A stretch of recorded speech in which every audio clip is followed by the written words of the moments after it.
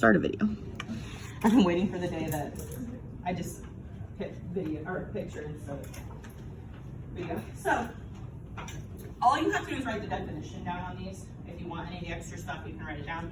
And I'll try to shorten up some of these definitions for you. So the first one that we need to start with is just your typical, everyday, simple little sentence. That was really messing everybody up on that sentence sort practice. So typical little sentences are just a set of words that is complete in itself. They have a subject and a predicate. Your predicate is, that's not the color I want to use. Oh wait, no it is. There's one that's like really light and I don't want to use that one. Your predicate is your phrase that has your verb in it. So still a subject and a verb. That's what you have to have. Do you remember what kind of clause a simple sentence is? A certain kind of clause. Not Santa, but that's coming up. Starts with an ah. Independent, there we go. So you'll want this in your notes because I am the quiz maker. And I know that this will be on there. So a simple sentence like this, just a single little sentence, is known as an independent clause because it can stand alone. It's independent. You don't need nobody else. We do have 4 kinds of sentences. If you want to write them, you can have them. This won't be on the quiz. It's just good information to know. So when you're looking at sentences, what messes some people up is maybe the ending, like the punctuation on the end. But questions are still a sentence. So interrogative, even though it looks like interrogative, because you're interrogating someone when you ask them questions, you're trying to find out information. That's still a sentence though. Even though we put a question mark on the end, it's a question, but it's a type of sentence. Declarative is just any statement you make, we put a period on the end. Imperative is a command, like bring me your homework. A simple sentence. That should look familiar. Exclamatory, you put the exclamation point at the end to show a strong emotion. So all of these are types of sentences. Did you have a question, Ryan? Is that going to be on the quiz? This won't be on the quiz, but if you want it, it's good to know when you're trying to recognize sentences. Like what could they look like? Because I think what was tripping some people up on is it a sentence or not was maybe the endings of some of them or how it looked. I don't know. I'm not sure what was tripping everyone up, but we're going to figure that out today. So a simple sentence is just like this. Set of words, short sentence, has a subject and a predicate, and it's good. It can be very short. Sentences, simple sentences can be 2 words. There's a good one on your sentence sort, but we'll talk about that in a little bit. All right, so we got that one. Now there's some pictures on your little rectangles. These are some analogies I came up with to try to give a comparison, so maybe it helps explain it a little more. I don't know if it's helping or if it's making it worse, but I'm just trying here. So with the sentence analogy, a good sentence flows smoothly and connects ideas correctly with other sentences, like a river. That's what that's supposed to be. I know it's hard to tell on the black and white, but up here, that's a river. Rivers are supposed to connect other rivers or streams or big bodies of water, just like a sentence is supposed to. It's supposed to flow smoothly. I don't know, just go with it here. The next one you have on this page is fragments. You did pretty good, and you guys, like I mean you as in like all my classes, did really good with the fragment side of the sentence sort. We know that groups of words that look like sentences but aren't are missing something. We know when we read a sentence and it doesn't make any sense, we need to put it in the fragment zone because it doesn't even make sense at all. Like that one about the football game and it was like this and that and this thing. Oh, it didn't even make room for yeah. Because it doesn't make any sense. It was literally just words thrown together. You would need a lot of correcting to fix that one. Yeah, because it didn't make any sense. You weren't supposed to get it. Like this one, going to homecoming with my friend. Who is? So something's missing. What you need to add, yeah, maybe you are. I am. Maybe my friend is going with my other friend. And I'm jealous. I don't know. These you need to put that these are dependent clauses. Because they can't stand alone. They need another apart. They need something added to them. So fragments are going to be dependent clauses. We're going to get into that a little more as we do grammar after Christmas. So like right now we're doing a little bit of grammar. We're going to do some other stuff after Thanksgiving. And then when you guys come back from Christmas, we're going to do some more grammar stuff. I want to give it like a little break because we have some reading, some poetry we need to do after Thanksgiving. So we got some reading coming up. Because remember, we have to practice poetry more. We can't just practice one and then have one on your midterm. Like, that's not fair. So we got to practice more. So fragments, groups of words that look like sentences but aren't. Again, you guys did really good with fragments. I'm not too worried about the fragments. For fragments, our analogy, ooh, that was terrible. Let me try again.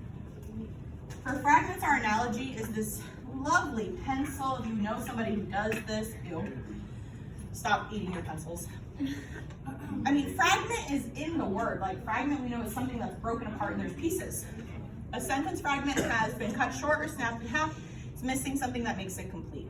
So our fragment analogy is the broken pencil to show that something's missing, it's not whole. Let's talk about run-ons. And again, if you can abbreviate anything or make things shorter or put it in your own words, please do, because these are your notes, so just write it so it makes sense to you. This is the one that we said, fused run-ons, 2 sentences combined with nothing in the middle. So our fused run-ons are 2 sentences combined with nothing in the middle. So if you want to write that instead of this long definition, that's fine. 2 sentences combined without anything in the middle. Nothing's in the middle. Like, I went to homecoming with my friend. She is awesome. We have 2 complete sentences, but nothing in the middle. We just fused them together. And we knew that this was a kind of run-on. When we practiced this on the potato page, and we did the practice on that page, you guys did really good about saying if it was fused or a comma splice. But then for some reason yesterday, when we got the little squares with those sentences, we had trouble figuring out if it was a run-on or not. There were a lot of sentences in the correct column, or sorry, in the run-ons column. I saw people put sentences in the run-ons column that weren't even 2 whole sentences. You can't have a run-on if it's not 2 complete sentences being combined. So you can't put a simple sentence in a run-on column because what are you combining? What's running on? Nothing. So you have to have at least 2 complete sentences, at least. You can have more than 2, but at least 2 sentences you're trying to combine, but you're doing it incorrectly. You're not even putting anything in between those 2. Everybody gets. I don't want to leave anybody behind. Okay. Our analogy for this one is one of my favorites, Oreos. You don't have an Oreo if you are just trying to put 2 cookies together and you have nothing in the middle. Then it's just cookies. It's not the Oreo part. What makes the Oreo is the cream in the middle. So this is like our analogy for a fused run-on is like, you can't do it because you need something in the middle. You can't just put those 2 together. You need something to combine them. The next one is a comma splice. These are a little easier to find, but I still have quite a few people put comma splices in the correct column.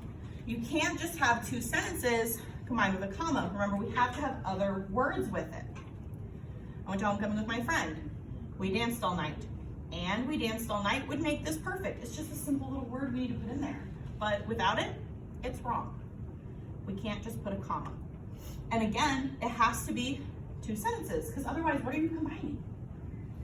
You have to have at least 2 sentences. So that was another thing that stood out. Okay, after you get this, don't flip to the next page yet, because I have one more thing you can write that will help you with your quiz.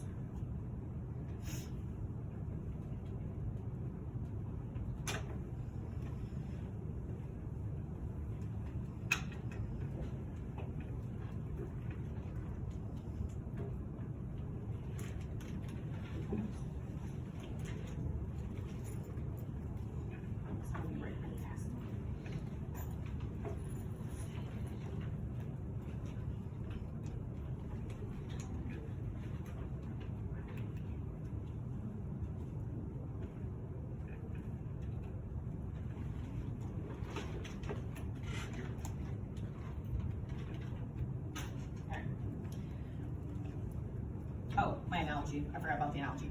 Comma splice analogy. I tried here. I don't know. We have these two boys that are trying to like join together and hold hands, but they can't because they don't have anything to bind them. Wonderful. Let's move on.